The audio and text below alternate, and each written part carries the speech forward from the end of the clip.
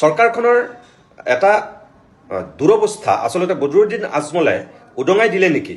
এই যে 500 টকা লৈ মহিলাখিনিয়ে যে তেওঁৰ ওচৰত আঁঠু লোৱা বুলি আপোনালোকে কৈ আছে, সেই মহিলাখিনিয়েও স্পষ্টকৈ কৈছে যে তেওঁলোকে 500 টকাৰ কাৰণে কেতিয়াও বদৰুদ্দিন আজমলক সেৱা জনোৱা নাছিল। এজন জ্যেষ্ঠ ৰাজনীতিক হিচাপে, এজন জ্যেষ্ঠ ব্যক্তি হিচাপে তেওঁলোকে সমৰ্থন কৰিছিল। আজি যদি সেই মানুহজন দাড়ি টুপি থকা মানুহ কাৰণে, বদৰুদ্দিন আজমল হোৱাৰ কাৰণে, মুছলমান হোৱাৰ কাৰণেও যদি সেই দৃষ্টিভংগীৰে চাইছে, সেই মানুহজন যদি পাঞ্জাবী হ'লহেঁতেন তেতিয়াহ'লেতো আমাৰ আপত্তি নাথাকিলহেঁতেন।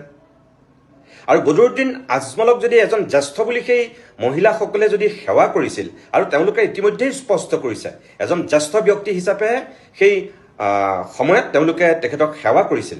আমিতো সৰুতেই শিকিছোঁ যে জ্যেষ্ঠজনক সেৱা কৰাটো আমাৰ সংস্কৃতি। আমিতো কেতিয়াও সৰুতে শিকা নাছিলোঁ, আমিতো কেতিয়াও সৰুতে পঢ়া নাছিলোঁ যে জ্যেষ্ঠজন হ'লেও মুছলমানক সেৱা কৰিব নালাগে, অকল হিন্দুকহে সেৱা কৰিব লাগিব বুলি, খ্ৰীষ্টানক সেৱা কৰিব নালাগিব। তেনেকেতো আমি কেতিয়াও পঢ়া নাছিলোঁ, শিকা নাছিলোঁ।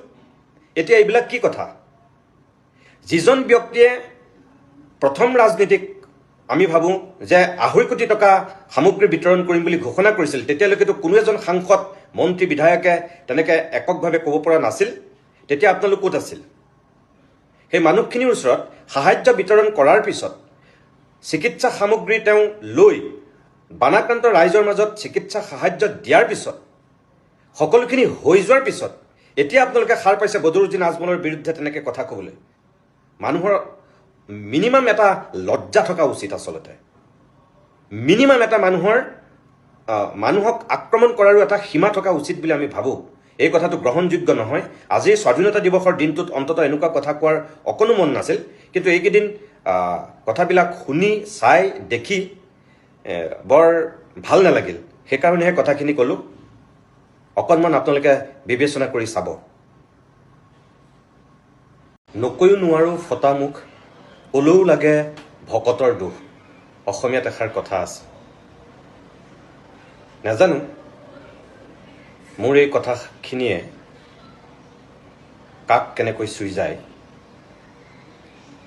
নকওঁ বুলি ভাবিও এইকাৰণে ক'বলৈ বাধ্য হ'লোঁ যে আজি শিৱসাগৰত যেতিয়া স্বাধীনতা দিৱসৰ পতাকা উত্তোলন কৰি অসমৰ সন্মানীয় মন্ত্ৰী বিমল বৰা ডাঙৰীয়াই যেতিয়া বক্তব্য ৰাখিছিল, তাত তেখেতে যিখিনি কথা কৈছে, বদৰুদ্দিন আজমল ডাঙৰীয়াক কেন্দ্ৰ কৰি কোৱা কথাখিনি এজন বিবেকবান ব্যক্তি হিচাপে মই গ্ৰহণ কৰিব পৰা নাই।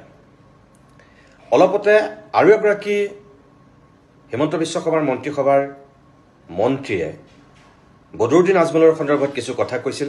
তেখেতৰ বাহিৰেও দুদিনমানৰ পিছতেই আৰু এগৰাকী মন্ত্ৰীয়ে কৈছিল। এতিয়ালৈকে 3গৰাকী মন্ত্ৰীৰ মই তেনেকুৱা বক্তব্য দেখিলোঁ।